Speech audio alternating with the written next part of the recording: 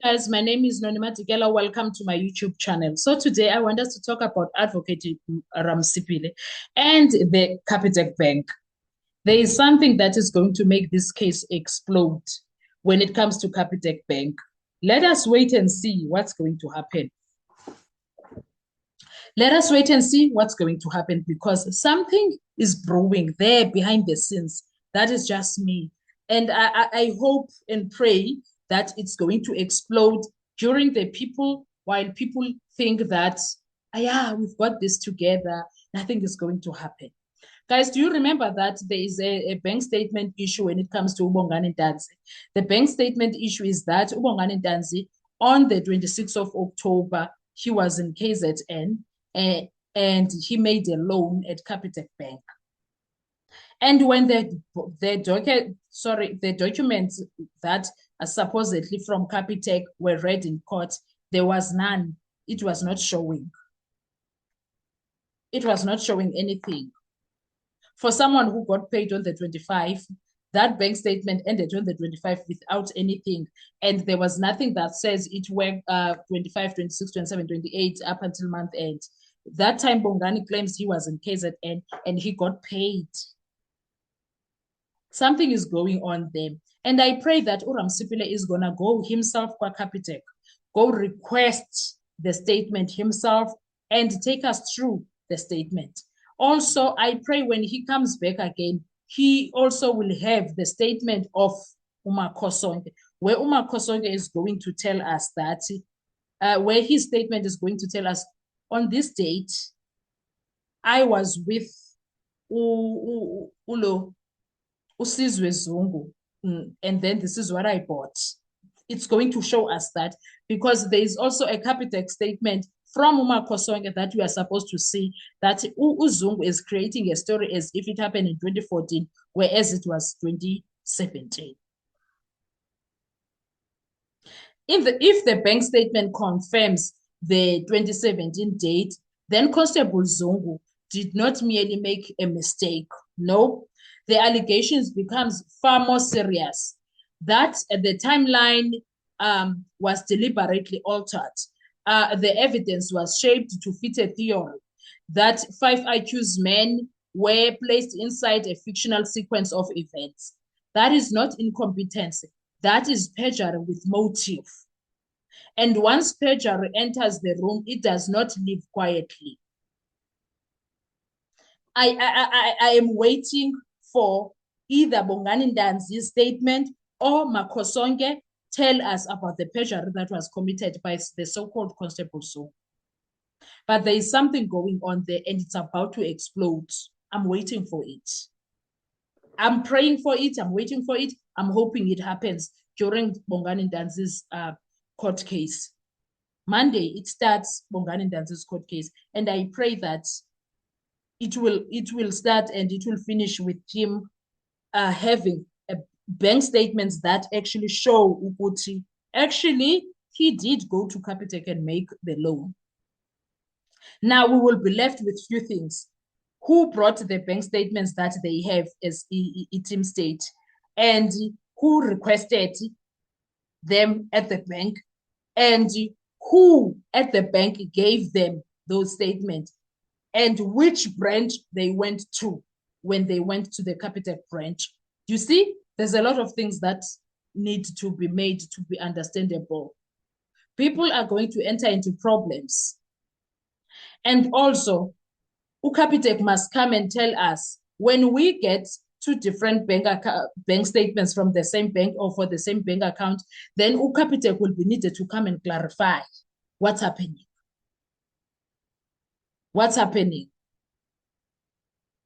And also, Capitec will have to clarify if Umakosonke's statement comes and says 2017, Umakosonke is telling the truth. Capitec needs to come and look for us under Makosonke's bank account. Is there anything that speaks of him being in Gauteng the 26th October 2014? We really need all of that to be out there. We honestly need all of that. Because wow, Sanalam, sisenjini. And that ezo zinto ezo they will help a lot because they will put immense pressure on the court itself. We know the conduct of Judge Ratha has already drawn scrutiny, frequent interventions, moments perceived as rescuing the prosecution team, and the posture or that suggests conclusions may already exist. He does all of that, but the courts are not governed by instinct, they are governed by evidence. So once that evidence comes and looks at him at the face, uzothini? Ibe isithi, yes, Bongani Ntanzi was it. And I pray that we will get someone from Capitec, ozothi, yes, and here's the proof that he was in this branch, the 26th October, at this time. So let's say Emini usendaweni ekuthintini e-KZN. If izambonise kwaNongoma during the day on Saturday, because wayephangele waphuma ekuseni. So if izamkhomba kwaNongoma, let's say ngabo 1:12, then how will him be kwaKhumalo at the same night? About 7, 8. Let's say eating about 12, and then from KwaNongoma to Egoli 8 hours, let's say. So it's gonna be, let's say go 2 bank. So 3, 4, 5, 6, 7, 8. There's no way that he's gonna be in KwaKhumalo. Something is needed to assist all of this. Something is needed. Something that is going to force Judge Ratha to have no choice. To have absolutely no choice. The statement of Bongani from Capitec and also the statement, the bank statement, Makhosonke. We need those things. Already, all of them, they are needed. Because I call now. Something is seriously going wrong in that courtroom. And the other problem that we have is the judge. So if the evidence speak, or it's something that Judge Ratha is going to ignore, even though because he ignored.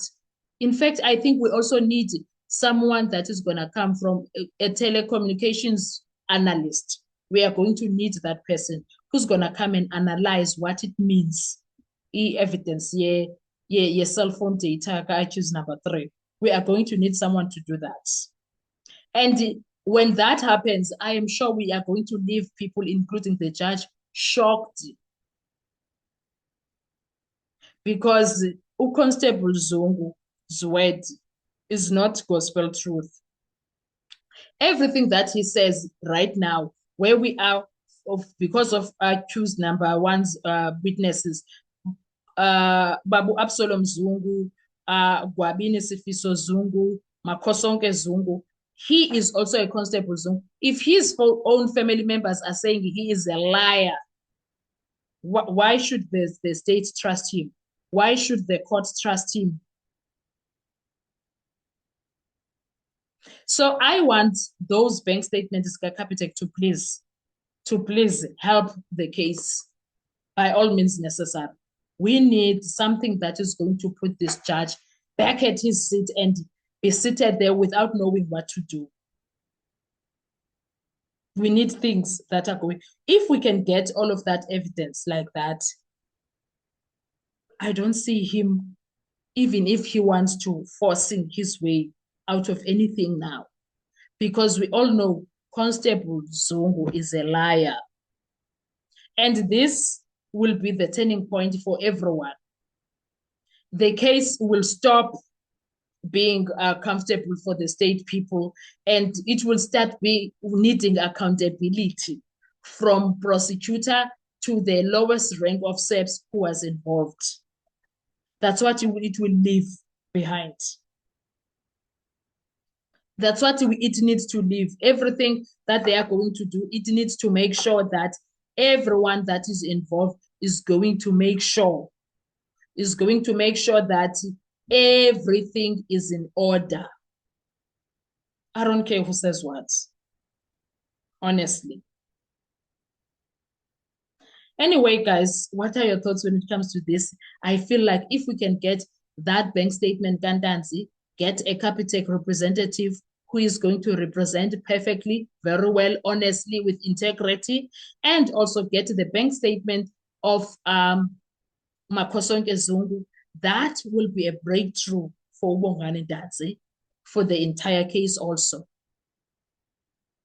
Those two things will help a lot. Where you are sitting, what do you think can assist in any way whatsoever when it comes to the Senzo Meyiwa case? I want to hear from you. Let's talk in the comment section. Thank you so much. I will see you on our next video. Bye-bye.